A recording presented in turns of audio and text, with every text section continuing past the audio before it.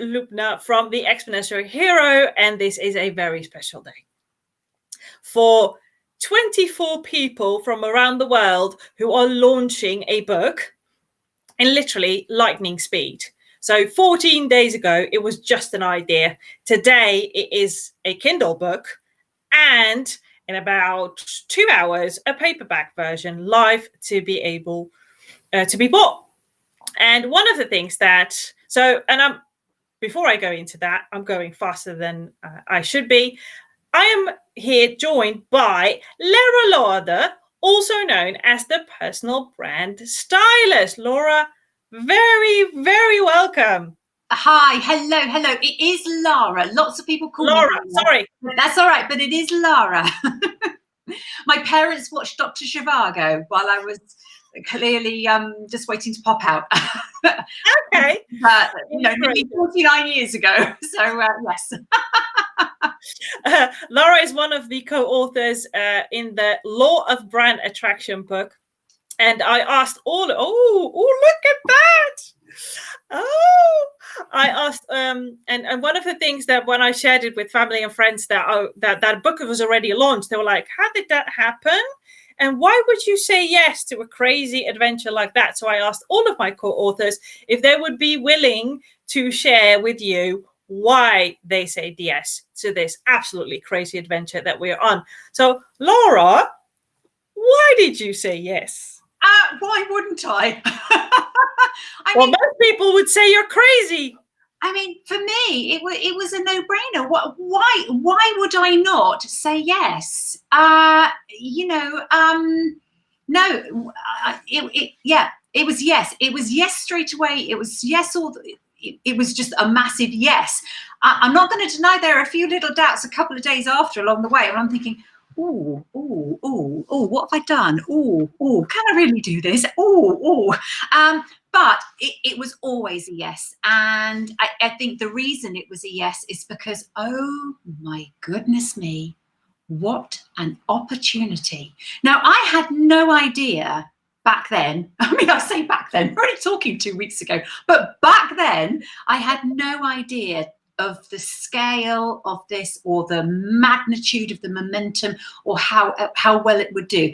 I just thought it would be lovely to have a book, and a book has been something that's been on my list for such a long time. So I'm a member of the Professional Speakers Association in the UK, and often I will go to meetings and there'll be a table at the back and all the speakers have got their book there, and obviously when I stand up and speak, Lara, have you got a book? No, I don't have a book. I'm just me. I don't use any PowerPoint slides. I am just me. I engage and entertain the audience being me. But I have always thought, a book is on the wish list. So actually to have the opportunity to sort of be asked, do you want to be part of this? And knowing Sammy, the lady that has sort of orchestrated it, and obviously having met Andrew a few weeks before, I just knew I was going to have my hand held.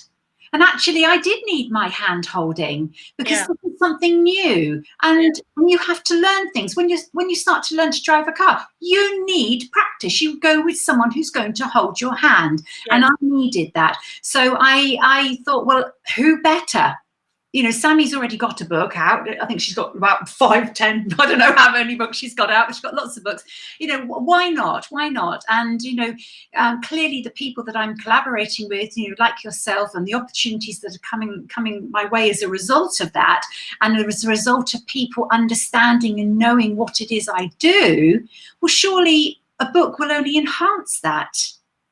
Yeah, definitely. And I think, and I absolutely agree. I mean, this is book number 4 for me. And each and every one of them gave me first and foremost the opportunity to tap into all of the stories, all of the experiences in my life, and translate it into lessons learned, which was for me brilliant, because I was reminded of some moments that had a profound impact on me, but also the power of sharing your story. There are a lot of people that I've had, whether I'm sharing it from a stage or in a one-on-one conversation, that come up and say, I now know what I need to do or what decision I need to make. Or I've even had someone come up to me after I was on stage. He said, you shared my story. And she was the very first one, so I had no clue. So the very first thing I said, no, that's my story. But she so yeah, absolutely. So it's very powerful. So for me, when the question was who wants to be in the book, it was an absolute no-brainer. Yes. I had a little panic, a little scare when I heard the deadline is in 7 days. You need to have your chapter done in 7 days. My initial thought was, oh, and then I reminded myself, you've already done this before. You've already written 5,000 words before. You've already written 1,500 words before. So I reminded myself of those experiences. I thought, that took me a couple of hours. Both of them took me a couple of hours. I mean, the 5,000 words were a lot longer than the 1,500 words, but it doesn't take you longer than a couple of hours. And as soon as I reminded myself of those experiences, it was actually finding the flow and the state. And as soon as I had it, I wrote it in one go. I think I spent 2.5 hours going through it in one go, and I was done. Brilliant. Took me right up to the deadline, 45 minutes before. Yeah, but bear in mind, I've done this a couple of times. So I can get in the flow of writing really, really, really fast. So for you, it's your very first book. How does it feel to be an author? Oh my goodness me. It just feels magic. And even more so, an international best-selling author, because we hit #1 in, I believe, 5 countries. I've lost count. I am losing count. How does that feel? Not only an author, but an international best-selling author. It hasn't sunk in yet. That I'd say that it hasn't sunk in yet. It is starting to sink in. I love it. I love it. I feel honoured. I feel privileged, but I feel, I'm not going to lie to you, I feel it's actually a reward for my hard work. Let's not beat around the bush here, Lubna. There are a lot of people out there like me and like you who go for many, many years, and we are working, and you don't feel that you get the credit that you deserve. You don't feel that you get the recognition that you deserve. And you see other people doing all these other things, and you think, oh, well, what am I doing wrong? And actually, you're not doing anything wrong. You really are not. You are being you, and you are going at your pace, and your time will come.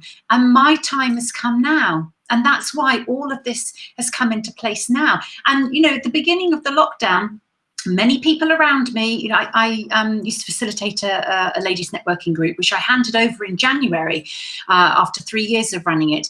So much so that we had a waiting list to come in, and I loved doing it. But I knew that the time was right for me to move on. But obviously, when the message came down about the lockdown, and it was almost like shut the doors, that's it. Well, we might see you in September type thing. I was like, I can't have that. I can't have the 3 years of my hard work going down the drain. But more importantly, I thought there are women in that group who are just going to go from here down here. And I might not have been the leader at that precise moment in time, but as their leader for the last 3 years, I felt it was my duty. I felt it was my duty to pick them up. And that's why I started on a Wednesday going live on my business page, interviewing them to help keep them visible, help keep them buoyant. Let's look at plan B. I ran a Zoom call on a Saturday. Plan B, how can we pivot your business? What can we do to help? Because if I didn't do it and I didn't step up to the mark, who else was going to do it? And actually, I think it's a bit like that with this book. Others around us might see us and think, oh, gosh, how did they do that? Or this or that, the other. But actually, we stood up when it was really, really needed. Yeah. And please, everybody out there, Lubna makes it sound quite easy. She's written some books before, but let me tell you, it was not that easy at all.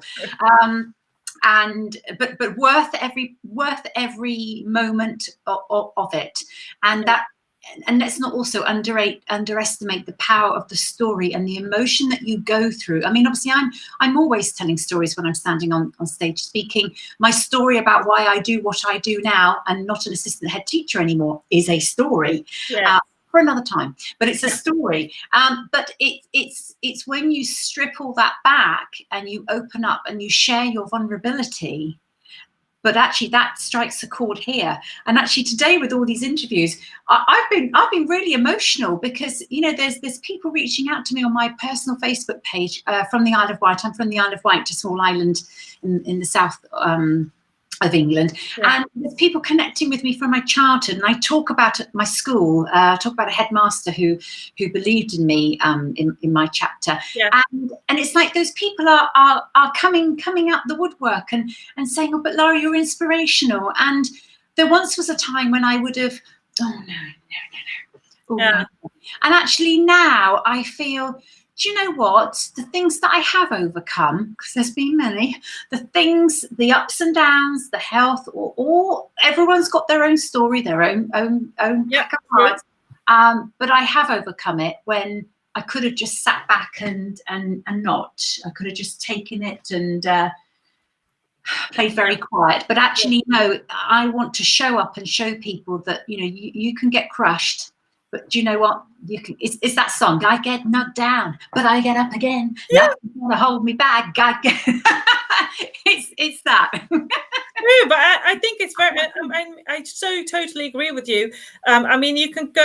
Everyone encounters challenges and roadblocks in its life. Each and every one. I still do. You still do. Each and every one.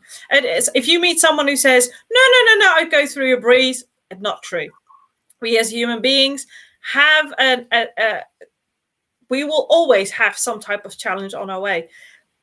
I think that what defines a true change maker is that the change maker gets up and shows up and shines in those moments where everyone is wanting to stay in bed, cover themselves up and think, not me, not now, I'll wait until the blow is over. And I think that the change makers that get up and do something in that moment are the ones that are leading us through all of those difficult times. And I love that the book can be that, and we as authors can be that person for someone else. So I totally love it. Lara, one of the questions I was asked by Pete Cohen, one of our co-authors earlier today, was, what is your hope with this book and everything surrounding it? What is my hope? As you can see, these questions aren't pre-planned. No, they're not. And if you know me, you know I do not script interviews. No, that's fine. I think my hope, because obviously this is my gut reaction to the question, my hope is that if if I personally can touch one person locally to me within my network who's been down or crushed or at a dead end, at a block or a challenge, and as a result this book and my story and the stories in that book raises them up, they rise and they take action and they go forth and they are happy and have good fortune as a result of that, I will be delighted. That's just one person. Yeah. We then can grow that through the ripple effect, and we then affect 1 million business owners. I shall have a tear. I really will, because to be part of something that is not just wonderful. Oh, absolutely. And yet, when you say, why did I say yes? I had no idea that it would be for those reasons. But now it is because of those reasons. If I can make a difference, and the charity that we are supporting, it's actually not that far away from me. It's only about 45 minutes away. And in my former life, I used to be a primary assistant head teacher, head of pastoral care. I was the safeguard lead, and I would deal with children who were vulnerable, incredibly vulnerable. And this charity is a lifeline. There isn't the money in the state system to provide play therapy, and they do a lot of play therapy. So the fact that this book right here, we're not having the pennies from this. No. It gives me the hugest amount of pride that is going to a charity who I know the value of the work. I cannot explain to you the value of the work for those children that need it. You can tell I'm choked up. Yeah. Because I've seen it for myself firsthand, and I know I know how broken a lot of these children are by things in their life that they think are normal, and they're not normal. They're not normal, Luna, and they shouldn't have to go through them. But for one reason or another, they are. Yeah. So that in itself, forget the business stuff, that in itself is a reason to get this book. So, yeah, absolutely. So, Lara, thank you for sharing your answer to the question, why did you say yes to this crazy adventure that we are both on? So for those of you who have not ordered your copy yet, order it now. And at 6 p.m. BST, the paperback version will be available on Amazon for you. So if you like physical books, just like me, and just like Lara held the one, please order your books. You will not only be supporting us in getting this book in as many hands as possible, you will also be giving us the opportunity to divert our proceeds to Clear Sky Children's Charity. And like Lara said, this charity is focused on the emotional well-being of children and young people. And it really is needed, and they could use every penny, every pound, every euro, every dollar that we can generate with us. So if you haven't order it your book now. If you have, pay it forward, leave us a review on Amazon so we can support even more people. And I wish you, Lara, thank you for joining me. Thank you. Absolute pleasure. And I wish you a very happy day, whether you're watching this live or on the replay. And until next time, bye.